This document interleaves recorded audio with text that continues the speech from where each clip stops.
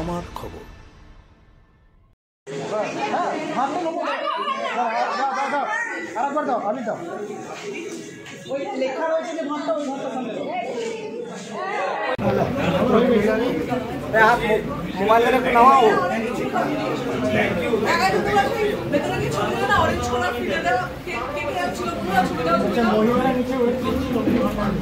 বীরভূমের মানুষ এবং আমাদের প্রত্যেকটা কর্মী নেতাকে, যাদের ছাড়া এই ভোট সম্ভব ছিল না, যাদের মানে এত তারা প্রত্যেকে নিজেদের ভোটেও এত পরিশ্রম করেনি এবং সেই পরিশ্রমের ফলই কিন্তু এই রেজাল্ট। প্রত্যেকটা কর্মী, প্রত্যেকটা নেতা এতভাবে নির্বাচন করেছে।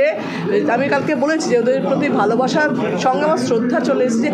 দলের জন্য কিভাবে করতে পারে, কিভাবে ওরা পরিশ্রম করেছে এই ভোটে। এই জয় এলো মমতা ব্যানার্জি নিঃসন্দেহে, এখনও পর্যন্ত মমতা ব্যানার্জির প্রতি মানুষের আস্থা এটা প্রমাণ আবারও করলো। যেটা আমি বারবার বলি, আমার প্রত্যেকটা কথার কিন্তু মিল থাকে, মানে কালকে এক বলেছি আজকে এক বলি তা নয়, কিন্তু তখনও বলেছি মমতা ব্যানার্জির প্রতি আস্থা, কারণ মানুষের মিট করি না আমরা গ্রামেগঞ্জে, মানুষের ভালোবাসা আস্থা মমতা ব্যানার্জির প্রতি এখনও তাই আছে। আর অভিষেক ব্যানার্জির ক্যালকুলেশন, বিজেপির প্রার্থী বদলটা কি সাপের মতো?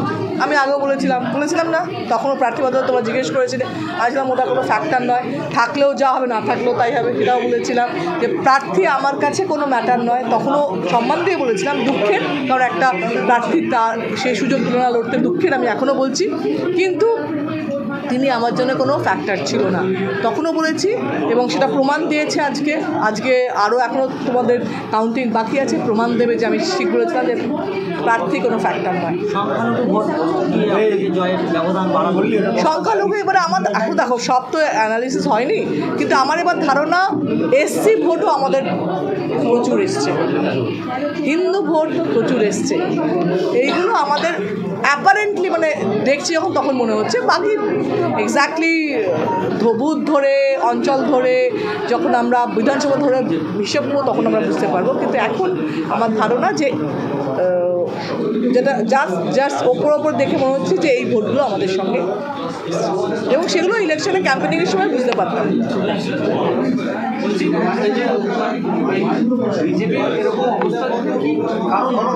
সারা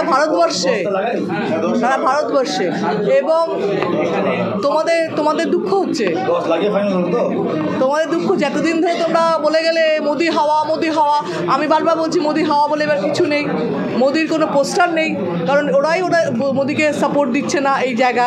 এবং যখন আমাকে বলছিল যে আমি এটাও বলছিলাম সিপিএম কংগ্রেসের ভোট বাড়তে পারে কিন্তু মোদির ভোট বাড়বে না, কারণ আমার ব্যক্তিগতভাবে ধারণা হচ্ছে যে ওর কিছু নেই। তোমরা মিডিয়ায় ওদেরকে এক্সিট পোল লজ্জা লাগছে কিনা তোমাদের একটু বলো তো, লজ্জা লাগছে? যা প্রত্যেকে তো তাই দেখেছিল এক্সিট পোলে, তোমাদের অ্যানালিসিস ভুল, জানো না। মানে টিচার যদি কিছু না জানে তা তোমাদের চ্যানেলকে গিয়ে বলবে, টিচাররা যারা ভুল করছে তার ছাত্ররা আমরা কী করবো? এত এক্সিট পোল দেখি কী করলো, সবাইকে ঘাবড়ে দিয়ে ভাবলো যে দেখো যখন এক্সিট পোল হয় তখন তো অলরেডি ভোট হয়ে যায় না, তখন কি হয় কর্মীরা একটু আপসেট হয়, খারাপ হয়, বাকি ভোটের কিছু ফারাক হয় না, কারণ ভোট তখন পড়ে গেছে যেটা দেওয়ার দিয়েছে। কিন্তু এটা চ্যানেলগুলোর অস্তিত্ব নষ্ট হয়, তাদের বিশ্বাসযোগ্যতা হারায়, যে কি বললো কিছুই তো মিললো না, ধারে কাছে গেল না, তাই না? সেটা ভারতবর্ষে দেখাচ্ছে।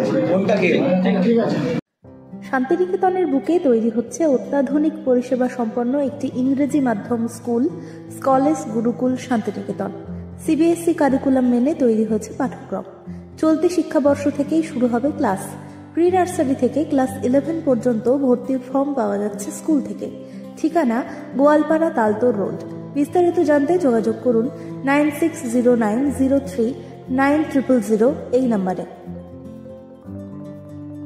দেখতে চোখ রাখুন আমাদের ফেসবুক ও ইউটিউব চ্যানেলে।